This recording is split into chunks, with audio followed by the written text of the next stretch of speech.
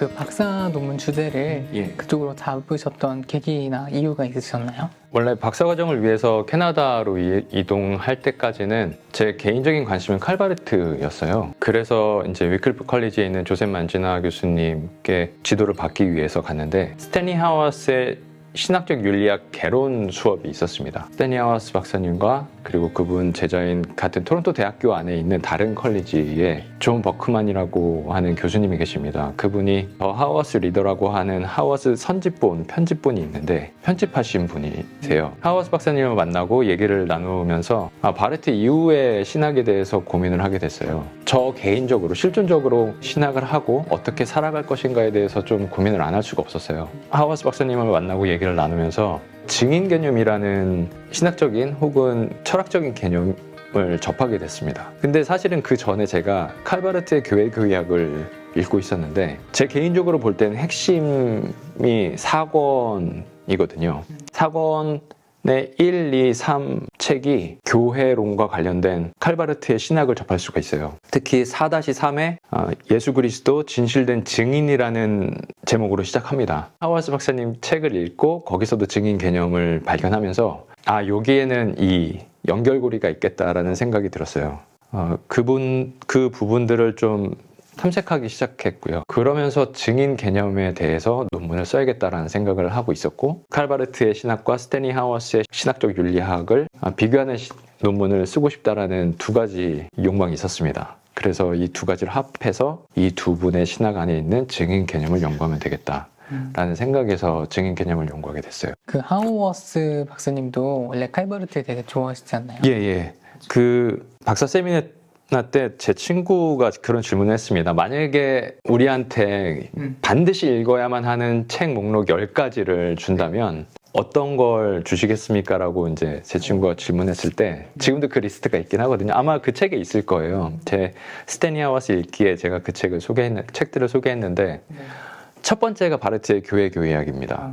그리고 두 번째가 제가 기억하기로는 아퀴나스의 신학대전이고요. 그 다음에 이제 세 번째, 네 번째 쭉 내려가는데 그만큼 바르트의 신학에 영향을 많이 받았고 2001년 기포드 렉처의 기포드 강의에서 그 With the Grain of the Universe 그 우주의 결이라는 그 제목으로 기포드 렉처 강의를 했는데 바르트 신학에 있는 증인 개념을 어떻게 발전시킬 수 있는가 그만큼 바르트의 신학에 많은 영향을 받았고 하워스 박사님 스스로도 자신이 바르트주의자인지 아닌지는 모르겠지만 자신을 바르트주의자라고 말하는 사람들도 있고 아니라고 말하는 사람들도 있지만 나는 확실히 칼바르트에게 영향을 많이 받았다. 내 글을 보면 알 수 있다. 이렇게 여러 군데에서 말씀하시고 계십니다. 그 주의자라고 하는 거 엄청 싫어하시잖아요. 하워스 박사님은 어떤 주의자라고 자신을 이 포지셔닝 하는 걸 되게 좋아하지 않으세요. 어떤 일이 생겼는데 여기에 대한 당신의 의견은 어떻습니까? 라고 할 때 내가 어떤 위치를 가지고 있지는 않지만 내가 어떤 포지션을 가지고 있는 건 아니다. 그렇기 때문에 내가 거기에 대한 어떤 답을 할 수는 없다. 구체적인.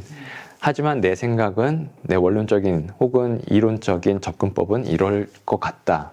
우리는 이걸 놓치지 말아야 한다. 이런 식으로 말씀하시죠. 그래서 뭐 공동체주의다 뭐 이런 거 되게 싫어한다고 책에서 본 것 같아요. 이 공동체주의라고 말하는 것이 공동체를 강조하기 때문에 공동체주의라고 말하면 되지 않냐라고 말하지만 사실은 그렇지 않아요. 왜냐하면 공동체주의라고 말하는 순간 하나의 이즘, 그러니까 아이디얼리즘처럼 어떤 주의 주장이라는 틀, 함정에 들어가서 그 안에서 얘기하는 것과 다르지 않습니다. 공동체주의라고 할 때는 그 반대 대척점에 있는 자유주의, 개인주의 그 부분을 얘기할 수밖에 없어서 자연스럽게 개인과 공동체 간의 대결 구도로 스스로 들어가서 얘기할 수밖에 없는 거예요. 뭘 강조하더라도 어느 하나를 다른 하나를 놓칠 수밖에 없습니다.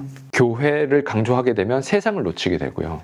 혹은 그 안에 개별 공동체주의자로서의 교회 혹은 교회주의자라고 말하는 순간 의도가 아무리 선하다 하더라도 담론의 장에서 이해되는 건 그렇게 이해되지 않거든요. 그 의도까지 이해되지는 않습니다. 교회주의자라고 얘기하면 그 교회 안에 있는 개별 성도들의 중요성이나 특수성, 구별성은 자연스럽게 잃어버릴 수밖에 없어요.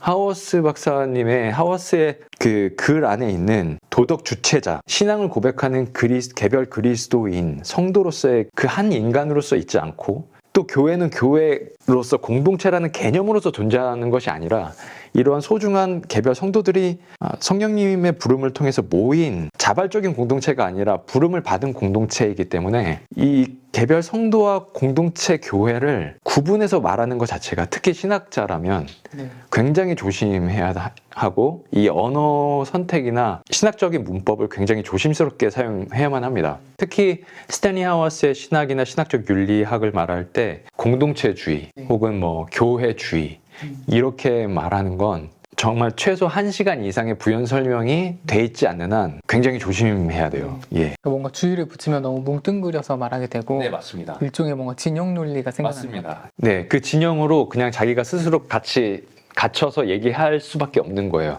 하워스 박사가 말하는 크리스찬, 그리고 교회는 이미 짜여져 있는 틀이 아니라 창조적인 대안을 만들어야만 하고 만들 수 있다라고 말하거든요. 그 진영 논리에 들어가지 않고도 충분히 다른 측면에서, 다른 관점에서 공동체와 개인 모두를 강조하는 다른 쪽의 그것 자체까지도 공동체주의라고 말한다면 뭐 어쩔 수가 없습니다만 다른 대안이 있다고 얘기를 하고, 그러기 위해서는 기존에 짜여져 있는 프레임, 틀을 따라서는 안 된다라는 게 하워스 박사의 철학입니다. 하워스가 기독교 윤리학 분야에서 이렇게 공헌한 학자잖아요. 예.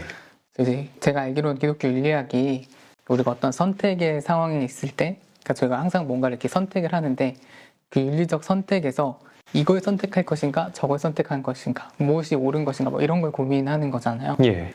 근데 이제 제가 주변에 기독교 청년들이랑 얘기를 해보면은 그걸 되게 간단하게 생각하는 경우가 많더라고요. 그러니까 사실 우리한테 성경이란 정확한 답지가 있고, 이렇게 성경이라는 진리의 기준이 있기 때문에 우리는 어떤 사안이든 그냥 성경대로 하면은 이 사안은 A, 저 사안은 B, 이렇게 이미 답이 정해져 있는 거 아니냐, 이제 이렇게 이해하는 경우가 많은데, 제가 하워스를 살짝 봤을 때는 조금 약간 접근하는 게 달랐던 것 같아요. 이 사안에 대한 답이 정해져 있지 않은 것 같은 느낌이 있었거든요.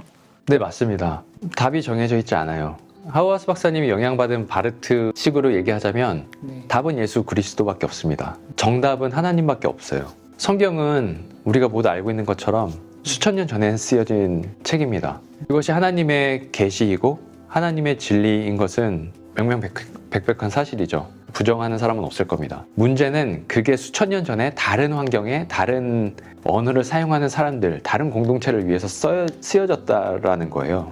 그것을 오늘날 2022년, 이제 곧 2023년이 될 텐데 이 21세기를 살고 있는 특히 한국의 그리스도인들에게 적용을 할 때는 그대로 적용을 할 수 있고 또 할 수 없습니다. yes 그리고 no가 공존할 수밖에 없어요. 하워스 박사는 yes인 부분 그리고 no라는 부분을 미국적인 맥락에 맞게 말씀하신 겁니다. yes라는 부분은 우리가 그리스도인, 우리는 유대인이 아니라는 거예요. 하지만 예수 그리스도 안에서 우리는 하나님의 자녀가 됐습니다. 예수 그리스도의 이야기인 복음을 기반으로 우리의 삶을 다시 새롭게 해석을 하고 우리의 이야기를 다시 이해를 하고 그 가운데에서 우리의 삶 가운데 우리가 접하게 되는 여러 가지 윤리적인 일들이 있습니다. 그 일들을 어떻게 선택할 것인지는 사실 성경에 나와 있지 않아요. 왜냐하면 성경에는 오늘날처럼 뭐 이렇게 스마트폰도 없고 어떤 기기나 운송 수단이 완전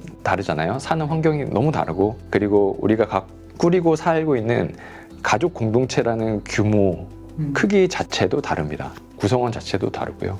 그대로 적용할 수 없고, 그러면 우리는 한국 상황에 맞게 복음, 예수 그리스도의 삶과 죽음과 사역과 부활과 승천, 그리고 다시 오실 재림을 기다리는 전체적인 큰 이야기를 우리 삶 가운데 적용을 해야 될 책임이 있습니다. 그것이 기독교 윤리학 혹은 신학적 윤리를 살아갈, 기독교 윤리를 살아가야 되는 그리스도인의 책임이고 삶이라고 생각해요. 성경을 그대로 적용할 수는 없죠. 하지만 그거를 어떻게 적용할 것인가, 어떤 사안이 있을 때 그 사안을 세상이 만들어 놓은 선택지 중에서 고를 필요는 없어요. 기독교인은 그 선택지 바깥에서 새로운 창조적인 대안을 만들어내야 될 책임이 있고, 그러기 위해서, 그것을 살아내기 위해서 부름을 받은 하나님의 사람들입니다.